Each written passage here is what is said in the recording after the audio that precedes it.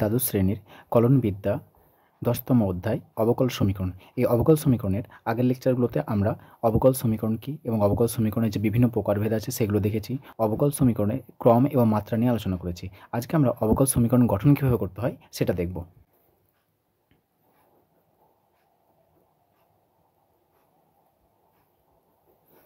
দেখো y² = 4x, এটা একটা আমাদের নর্মাল একটা সমীকরণ দেওয়া আছে।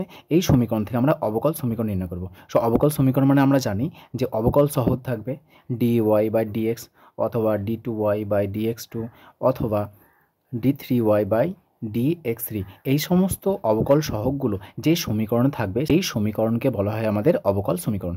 তাহলে এই যে সমীকরণটা দেওয়া আছে সেই সমীকরণে দেখো এখানে আমাদের x আর y হচ্ছে চলরাশি, একে বলা হচ্ছে আমাদের সেচ্য ধ্রুবক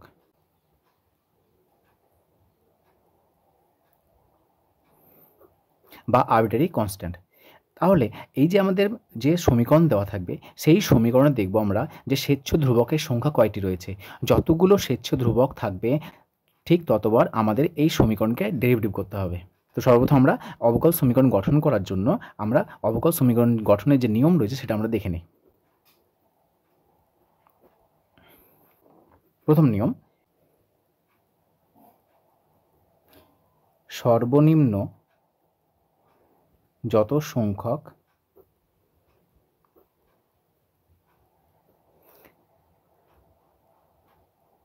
স্বেচ্ছ ধ্রুবক থাকবে ঠিক ততবার আমাদের অবকল করতে হবে। যেমন ধরে নাও যে y² = আমাদের 4ax, এখানে স্বেচ্ছ ধ্রুবক কে রয়েছে a to z। এই যে আমাদের লেটারগুলো রয়েছে এই লেটারগুলোর মধ্যে শুধুমাত্র দেখবে যে ডিপেন্ডেন্ট আর ইন্ডিপেন্ডেন্ট ভেরিয়েবল বা স্বাধীন ও অধীন চল ছাড়া অন্যান্য যে চলরাশিগুলো আছে প্রত্যেকটা চলরাশিকে বলা হয় আমাদেরকে স্বেচ্ছ ধ্রুবক। এখানে দেখো x আর y হচ্ছে আমাদের চলরাশি, কিন্তু এই যে a রয়েছে এই কনস্ট্যান্ট, এটা হলো আমাদের স্বেচ্ছ ধ্রুবক। স্বেচ্ছ ধ্রুবক মানে কি এর মান বিভিন্ন রকমের হতে পারে। যদি আমি এর মান 1 নিই তাহলে দেখো এর সমীকরণটা আসবে 4x। আমি যদি এর মান 2 নিই আসবে দেখো y² এর মান বসাও 8x। সো এই যে এর বিভিন্ন মানের জন্য আমরা এই সমীকরণটিকে বিভিন্ন রূপে লিখতে পারি, সেই জন্য একে বলা হয় আমাদের স্বেচ্ছ ধ্রুবক বা আরবিটারি কনস্ট্যান্ট। তো যতগুলো আমাদের স্বেচ্ছ ধ্রুবক থাকবে ততবার আমরা ডেরিভেটিভ করব। তাহলে এখানে কতবার ডেরিভেটিভ করব? এখানে একবার ডেরিভেটিভ করতে হবে এবং এই সমীকরণের চেহারা কেমন হবে? dy/dx এর আকারে আসবে। ধরে নাও y = mx + c। চলরাশি কে কে আছে? x আর y হলো আমাদের চলরাশি, আর m রয়েছে আর c রয়েছে। এখানে আমাদের স্বেচ্ছ ধ্রুবক কটা রয়েছে? দুটি রয়েছে, m আর c হলো স্বেচ্ছ ধ্রুবক। সো এখানে আমরা যে অবকল সমীকরণ গঠন করব সেই অবকল সমীকরণ চেহারা কেমন আসবে? d2y/dx2 ম্যাক্সিমাম এরকম ডেরিভেটিভ আসবে। সো প্রথম কী করবো আমরা? প্রথম নিয়ম হচ্ছে সর্বনিম্ন যত সংখ্যক স্বেচ্ছ ধ্রুবক থাকবে ঠিক ততবার আমাদের অবকল করতে হবে। এবার এখানে লিখে দাও সর্বনিম্ন। সর্বনিম্ন মানে কি? ধরো নাও যদি আমরা এরকম বলি যে ধরো নাও ax + by + c = 0। আচ্ছা, এখানে স্বেচ্ছ ধ্রুবক সংখ্যা কত আছে? এক্স আর ওয়াইকে বাদ দাও। এক্স আর ওয়াইকে বাদ দিয়ে যে সমস্ত তোমার লেটারগুলো রয়েছে সেগুলোকে বলা হয় আমাদের স্বেচ্ছ ধ্রুবক। তাহলে এক্স ওয়াই বাদ দিয়ে দেখতে পাচ্ছি এ আছে, বি আছে, সি আছে। দেখে মনে হচ্ছে 3টি, কিন্তু এখানে 3টি আমাদের স্বেচ্ছ ধ্রুবক নেই। আমরা দেখব কোনো একটা সমীকরণে স্বেচ্ছ ধ্রুবক সংখ্যা যদি কমাতে পারি তাহলে কমিয়ে আমরা যতগুলো পাবো সেটাকে বলা হচ্ছে আমাদের স্বেচ্ছ ধ্রুবক। দেখো যদি আমরা সি দিয়ে ভাগ করে দিই তাহলে কত আসবে? a/c × x + b/c × y + 1 = 0। এই a/c এটা একটা ধ্রুবক, তাহলে a/c এটা ধরে নিলাম ক্যাপিটাল A। এই b/c এটা একটা ধ্রুবক, b/c এটা ধরে নিলাম ক্যাপিটাল B। সো এটা থেকে আমরা কী পাচ্ছি? ax + by + 1 = 0। তাহলে বলো এবার এই যে সমীকরণ, এই সমীকরণের স্বেচ্ছ ধ্রুবকের সংখ্যা কয়টি? 2টি। এখানে লিখেছিলাম 3টি, কিন্তু দেখো তাকে আমরা রিডিউস করতে পারছি, ছোটো আকারে নিয়ে আসতে পারি। সেই জন্য যদি কোনো একটা সমীকরণ দেওয়া থাকবে প্রথমে দেখব সেই সমীকরণ থেকে যে স্বেচ্ছ ধ্রুবক আছে সেই স্বেচ্ছ ধ্রুবকের সংখ্যা কম আসছে কি আসে না। যদি কমাতে পারি তাহলে যেটা কমিয়ে আসবে সেটাই হচ্ছে আমাদের স্বেচ্ছ ধ্রুবকের সংখ্যা। তা দেখো এখানে আমরা লিখলাম, কারণ এটা তো কনস্ট্যান্ট, এর যা মান হবে এই কনস্ট্যান্ট আমি এ ধরে নিলাম, এটাও একটা কনস্ট্যান্ট। এখানে b/c কনস্ট্যান্ট বলো বা স্বেচ্ছ ধ্রুবক বলো, এখানে বি ধরে নিলাম। তাহলে একে আমরা রিডিউস করলাম আর ছোটো আকার নিয়ে এলাম। সেখানে দেখতে পাচ্ছি 2খানা আমাদের স্বেচ্ছ ধ্রুবক। সেই জন্য বলেছি সর্বনিম্ন যত সংখ্যক আমাদের স্বেচ্ছ ধ্রুবক থাকবে। দেখে মনে হচ্ছে 3খানা, কিন্তু 3খানা নেই। সো প্রথম স্টেপ কী করলাম আমরা? প্রথম স্টেপ, যে সমীকরণ থেকে আমাদের অবকল সমীকরণ গঠন করতে বলবে সেই সমীকরণে যত সংখ্যক স্বেচ্ছ ধ্রুবক থাকবে ঠিক ততবার আমাদের ডেরিভেটিভ করতে হবে, মানে আমাদের হাতে ততবার ডেরিভেটিভ করার অপশন থাকবে। নাম্বার 2, দ্বিতীয় নম্বর হচ্ছে যে সমীকরণটা আমরা গঠন করব অবকল সমীকরণ, গঠিত অবকল সমীকরণে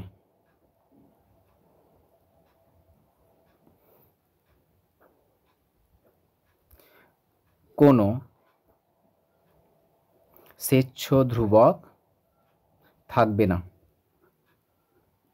শুধুমাত্র এই দুটো স্টেপ মনে রাখবে যে যত সংখ্যক আমাদের স্বেচ্ছ ধ্রুবকের সংখ্যা থাকবে ততবার ডেরিভেটিভ করব, এবং দ্বিতীয় অপশন হচ্ছে যেটা আমরা তোমার অবকল সমীকরণ গঠন করব সেই অবকল সমীকরণে স্বেচ্ছ ধ্রুবক কখনো থাকবে না। যেটা পাবো সেটা হচ্ছে আমাদের নির্ণেয় অবকল সমীকরণ। তো দেখো এখানে আমরা লিখেছি y square equals to 4ax, so y square equals to 4ax এর অবকল সমীকরণ কেমন হবে সেটা আমরা দেখব। সো প্রথমে দেখো আমরা 1 নম্বরের উভয় পক্ষকে এক্সের সাপেক্ষে অবকলন করে নিচ্ছি। সো 1 নম্বর এর উভয় পক্ষকে x এর সাপেক্ষে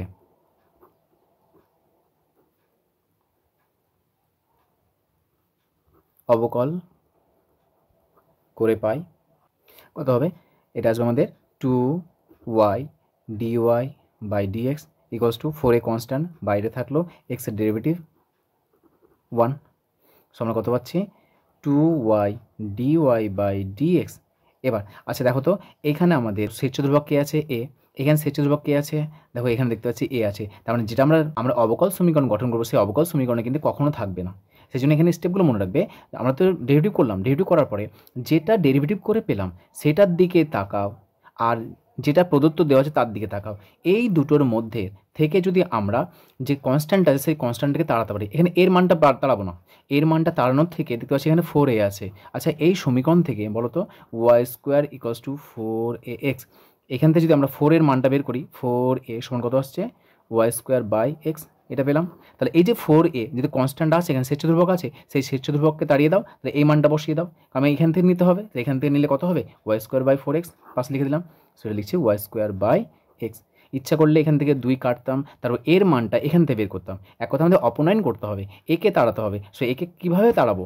যেটা সমীকরণ দেওয়া আছে আর যেটা পেয়েছি সেই দুটোর মধ্যে থেকে তাড়াতে হবে, এছাড়া তো আমাদের হাতে কোনো অপশান নাই। সেই জন্য আমরা কী করলাম? এই 4 এর মানটা পেলাম কোথা থেকে? 1 নম্বর সমীকরণ থেকে 4 এর মানটা বের করে নিলাম। এই যে মানটা পেলাম সেই মানটা বসিয়ে দাও। এবার একটু সিম্পলিফাই করে নাও। সো এখান থেকে ওয়াইয়ের সঙ্গে এখানে দুটো ওয়াই একটা কাটছে, সো 2 ক্রস মাল্টিপ্লাই করে দাও, 2x dy by dx equals to y, or 2x dy by dx minus y equals to 0।